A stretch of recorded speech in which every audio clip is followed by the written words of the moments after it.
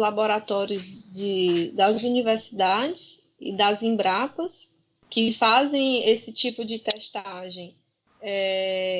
Não em seres, sim, no caso da Embrapa, né? Não em seres humanos, mas em plantas e animais, vão ceder os seus laboratórios para que sejam usados esses equipamentos. Sim, a grande questão é assim, como você trabalha com um vírus de planta e precisa usar aquela estrutura para um vírus que pode infectar a pessoa que está fazendo o teste, tem que ter uma série de EPIs, né, Sim, de equipamento de sim. proteção individual, para que a pessoa que esteja realizando o teste de pessoas que podem estar contaminadas não se contamine. Então, tem que ter toda essa infraestrutura básica também.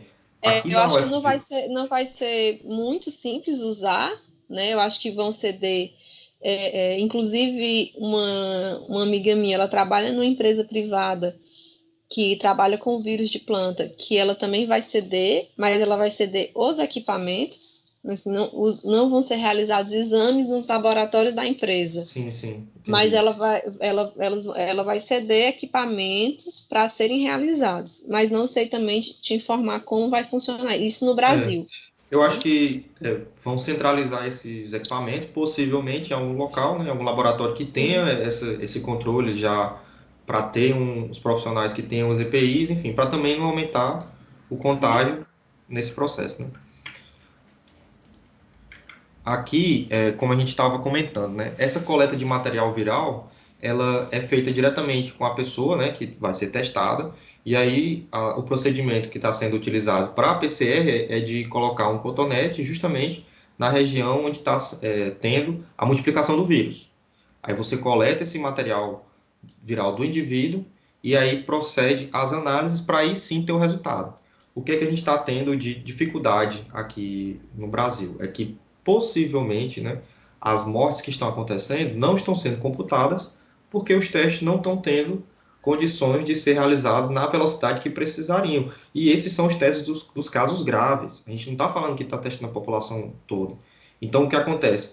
Tem um gráfico também que é até onde a capacidade que o Brasil estava preparado para realizar testes. Esse gráfico já praticamente colapsou, porque acho que só em São Paulo, no Instituto Adolf Lutz, né, estava com 14 mil testes para sair e não tinha resultado ainda, estava aguardando. Então, esse esforço que está sendo feito de participação, inclusive aqui em Viçosa, né, a UFV disponibilizou 3 laboratórios para poder realizar testes, e eu acho que no Brasil todo, né, as universidades, as empresas, enfim, estão tentando se articular. Mas não existia assim uma cadeia já preparada no Sistema Único de Saúde de laboratórios, né? Assim como tem a Fiocruz, né, que é a referência nacional nessa pesquisa, inclusive de vacinas e de outras coisas.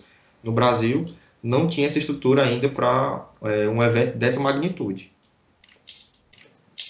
Na verdade, eu acho que nenhum país, se você for ver, está preparado, né? Que o que você está vendo é todos os países estão fazendo hospital de campanha.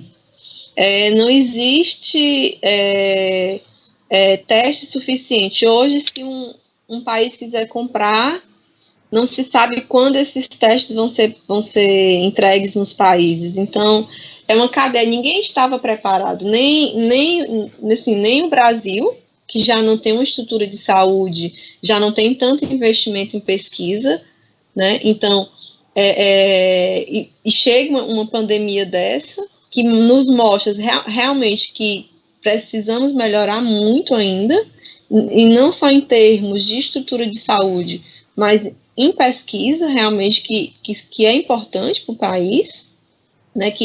Por que é que a gente hoje consegue saber que o isolamento é importante? Porque já foram feitas pesquisas com outros vírus para se chegar à melhor forma que a gente tem de combater hoje o vírus, já que a gente não tem vacina, é o isolamento social. Sim. E a vacina, inclusive, é outro processo que demora muito tempo, não é assim, E ao estalar de dedos, né, que ela vai aparecer.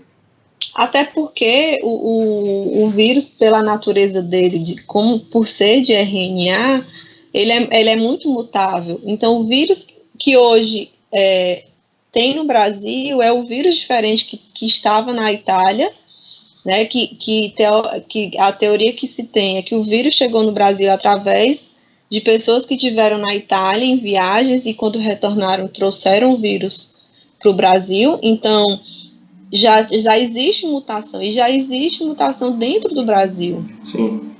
Então, a pesquisa, quando ela é feita de uma vacina, ela tem que abranger essas mutações. Eu não posso fazer uma vacina específica para um país X.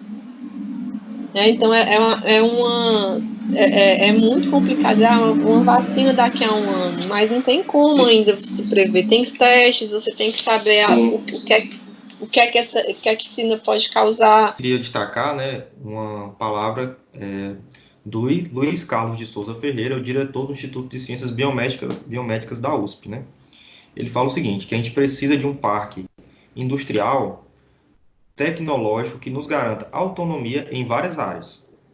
E a área de saúde é uma delas. Então, tipo assim, nesse momento é que eu falo assim que realmente o Brasil não estava preparado nesse sentido. Porque, tipo assim, a gente tem o SUS, tem alguns laboratórios referências, né?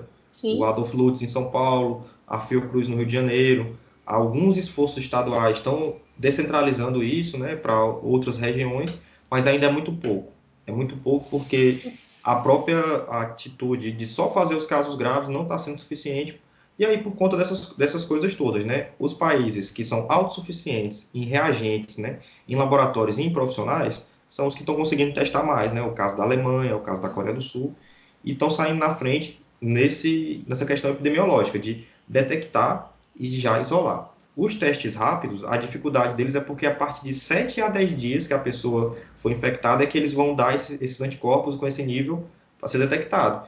Então, a questão, além do falso positivo, é que ele pode transmitir o vírus por esse tempo, né, até 10 dias, que é muito tempo, para só depois ele poder ser isolado. Então, acho que essa que é a grande questão. E, Tiago, o que a gente vem vendo nas reportagens, né, que apesar de estar aqui nos Estados Unidos eu acompanho, é que o quanto já existe tecnologia no Brasil, né, e de certa forma não existe tanto investimento. Eu vi uma reportagem que mostra que tem dois grupos de pesquisa desenvolvendo respiradores mecânicos, né?